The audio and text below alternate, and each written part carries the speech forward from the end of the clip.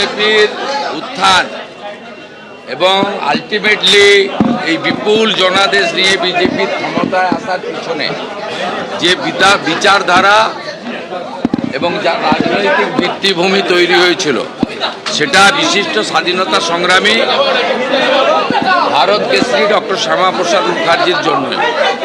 সবচেয়ে বড় কথা, রাজনৈতিক দিকটা বাদ গেলেও আজকে যে আমরা একটি স্বাধীন গণতান্ত্রিক দেশে দাঁড়িয়ে আছি বা নিজেরা নিজেদের কর্ম বা সব কিছু করছি, শ্বাস প্রশ্বাস নিতে পারছি, সবটাই কিন্তু ভারত ভক্তির জন্য। 1947 সালের 20 জুন যদি বঙ্গের এই প্রান্ত অর্থাৎ পশ্চিমবঙ্গ ভারত ভক্তি না হতো, যেটা সম্ভব হয়েছিল ডক্টর শ্যামাপ্রসাদ মুখার্জি এবং ভারত সেবাশ্রম সংঘের প্রতিষ্ঠাতা স্বামী প্রণবানন্দের লড়াইতে, ফাইনালি আইনসভাতে ডক্টর শ্যামাপ্রসাদ মুখার্জি সহ 58 জন সনাতনী আইনসভার সদস্য ভোট দিয়ে ভারত ভক্তি করেছিলেন। তাহলে আজকে আপনি আমি কেউ এখানে দাঁড়িয়ে থাকতে পারতাম। আমাদের পরিণতিও আমাদের বাংলাদেশে থাকা ওই দেশের সংখ্যালঘু হিন্দুদের মতো হতো। একটা সময় ডক্টর শ্যামাপ্রসাদ মুখার্জি বলেছিলেন যে কংগ্রেসের নেতাদের, তোমরা দেশ ভাগ করলে আর আমি পাকিস্তানকে ভাগ করলাম, অর্থাৎ পশ্চিমবঙ্গের সৃষ্টি হয়েছিল। আমি নিশ্চিতভাবে ক্যাবিনেটে রাখবো, বিধানসভায় রাখবো। আমার ভাবনার মধ্যে আছে যে পশ্চিমবঙ্গের প্রতিষ্ঠা দিবস 1947-এর 20 জুনই হওয়া উচিত, আমার ভাবনায় আছে। আমি এটা ক্যাবিনেটে এবং বিধানসভায় নিশ্চিতভাবে রাখব। ইতিহাসকে বদলে দেওয়া যায় না। তাই আজকে যার বিচারধারার, যার প্রচেষ্টার মধ্য দিয়ে আমি মুখ্যমন্ত্রীর শপথ নিয়েছি, আমার সাথে সিনিয়র পলিটিশিয়ান মানিকতলার নির্বাচিত বিধায়ক তাপস রয় রয়েছেন, গত বিধানসভার চিফ হুইপ অপোজিশন রাজ্য বিজেপির অন্যতম নেতা ডক্টর শঙ্কর ঘোষ রয়েছেন, রাজ্য বিজেপির অন্যতম সহসভাপতি অত্যন্ত উচ্চশিক্ষিত প্রাক্তন সাংবাদিক সিউড়ি থেকে বিপুল ভোটে নির্বাচিত বিধায়ক জগন্নাথ চট্টোপাধ্যায় রয়েছেন এবং সর্বোপরি আমাদের দক্ষিণ কলকাতার তরুণ সভাপতি অনুপম ভট্টাচার্য রয়েছেন। আমরা সকলে আজকে এখানে এসেছিলাম এবং আমার সঙ্গে শ্রমিকদা সকাল থেকেই ছিলেন। শ্রমিকদা আমাকে বলছিলেন যে তুমি আজকেই ডক্টর শ্যামাপ্রসাদ মুখার্জির বাড়ি থেকে ঘুরে আসবে। আমি শ্রমিকদাকে আরও অ্যাডিশন করে বললাম ডক্টর শ্যামাপ্রসাদ মুখার্জির বাড়ি তো যাব, সেখান থেকে স্বামী প্রণবানন্দকেও বালিগঞ্জ ভারত সেবাশ্রম সঙ্গে গিয়ে প্রণাম করে আসব। আর মা কালীঘাট মায়ের তার আশীর্বাদ আমার ছিল, কারণ আমি যেদিন প্রথম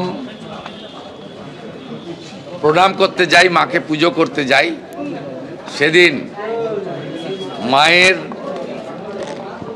পা থেকে একটি পদ্ম ফুল পড়ে আমার হাতে পড়েছিল। আমি সেদিনই বুঝেছিলাম মা কালীর আশীর্বাদ আমার উপর বা আমাদের উপর আছে। সেই কালীঘাট মন্দিরও দর্শন করব এবং আমি যেহেতু ভবানীপুরের বিধায়ক, শীতলা মায়ের মন্দিরও যাওয়ার আমার পরিকল্পনা আছে। আগামী 1 ঘন্টার মধ্যে আমাকে এগুলো করতে হবে।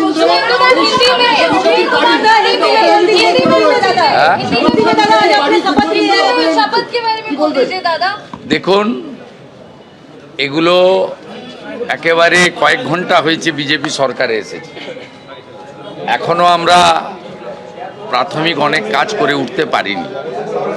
আগামী দিনে আমাদের অগ্রাধিকারের ভিত্তিতে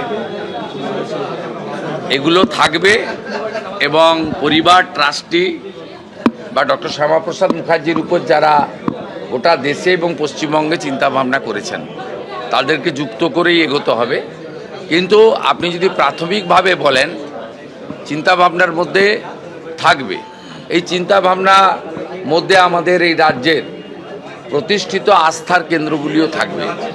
যেভাবে মাননীয় নরেন্দ্র মোদীজির নেতৃত্বে চারধাম আদিগুরু শঙ্করাচার্যের সমাধিস্থল সেজে উঠেছে, কাশী বিশ্বনাথ সেজে উঠেছে, মধ্যপ্রদেশের মহাকাল উজ্জয়িনী সেজে উঠেছে, অযোধ্যায় অত্যন্ত পূর্ণ রাম মন্দির তৈরি হয়েছে, পূর্ণাঙ্গ হয়েছে, ধ্বজ উত্তোলন হয়েছে। এইভাবে গোটা ভারতবর্ষের বহু আস্থার জায়গা মোদিজির নেতৃত্বে, তার তদারকিতে নতুন রূপ পেয়েছে। তাই পশ্চিমবাংলারও বিভিন্ন আস্থার জায়গাগুলি আমরা তাকে নবরূপে সজ্জিত করার কাজও আমাদের থাকবে। সাথে সাথে হেরিটেজ এবং বিশিষ্ট মনীষী তাদের বিষয়ে আমাদের থাকবে। এই দক্ষিণ কলকাতা বা ভবানীপুর এলাকা ডক্টর শ্যামাপ্রসাদ মুখার্জির যেমন বাড়ি আছে, এখানে নেতাজি সুভাষচন্দ্র বসুরও কর্মভূমি আছে, এবং সাংস্কৃতিক জগতের দিকপাল সত্যজিৎ রায় থেকে উত্তম কুমার, তাদেরও স্মৃতি বিজড়িত। আমরা বাংলা বাঙালি সংস্কৃতিকে পুনরুজ্জীবিত করার জন্য আমরা সবাই মিলে একসঙ্গে কাজ করব। সবটাই চিন্তাভাবনার মধ্যে থাকবে। একটু সময় আমাদের দিন।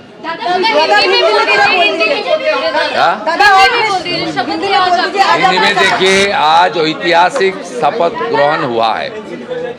माननीय प्रधानमंत्री नरेंद्र मोदी जी का उपस्थिति में 20 राज्यों की भारतीय जनता पार्टी का chief minister, deputy chief minister और एनडीए का सब घटक और पश्चिम बंगाल में भारतीय जनता पार्टी को स्थापित करने के लिए जितना भी बड़ा बड़ा नेता का योगदान था, सब लोग आज शपथ ग्रहण में था। एक ऐतिहासिक दिन है और कम से कम 2.5 लाख 3 लाख जनता ने आज ब्रिगेड परेड मैदान में उपस्थित होकर भाजपा का सरकार को आशीर्वाद किया।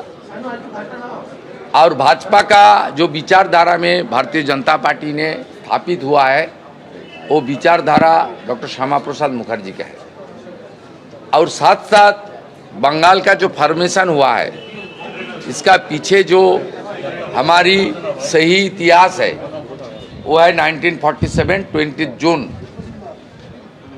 हमारी जो कानून सभा था पश्चिम बंगाल में, जो आज असेंबली है, वहाँ डॉक्टर श्यामा प्रसाद मुखर्जी के नेतृत्व में रेजुलेशन पारित करके ये पूर्व बंग जो आज बांग्लादेश है, वो उस वक्त पूर्व पाकिस्तान था, पाकिस्तान का साथ गया है। और ये जो पोर्शन है वेस्ट बंगाल का पोर्शन, ये भारत का हिस्सा बना। आज ये भारत का हिस्सा नहीं बनता, हमारी इस्लामिक कंट्री में रहना पड़ता।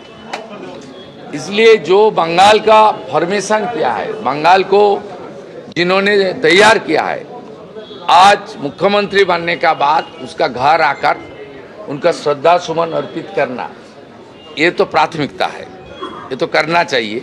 मैं, मेरा साथ 3 चुने हुए एमएलए, तीनों ही लीडर है, बहुत अनुभवी लीडर है, तापस रॉय, डॉक्टर शंकर घोष, जगन्नाथ चटर्जी, और यहाँ का बीजेपी कार्यकर्ता और बहुत सारा हमारी जो हमारी पेट्रियोटिक पीपल है, राष्ट्रवादी नागरिक, सब आकर हम लोग श्रद्धा सुमन अर्पित। बंगाल के लोगों के लिए क्या मैसेज रहेगा एज चीफ मिनिस्टर? काम करना चाहिए, बंगाल को फिर खड़ा करना चाहिए, मोदी जी का विजन पूरा करना चाहिए, बीजेपी का संकल्प पत्र का पूरा करना चाहिए।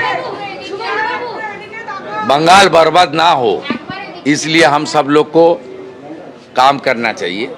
सब बंगाल का हर पार्टी, हर सबको हम लोग को ऑपरेशन चाहता है। सरकार चलाने के लिए सबको मदद चाहिए, सबको सुझाव चाहिए। आइए एक साथ बंगाल को खड़ा करना चाहिए।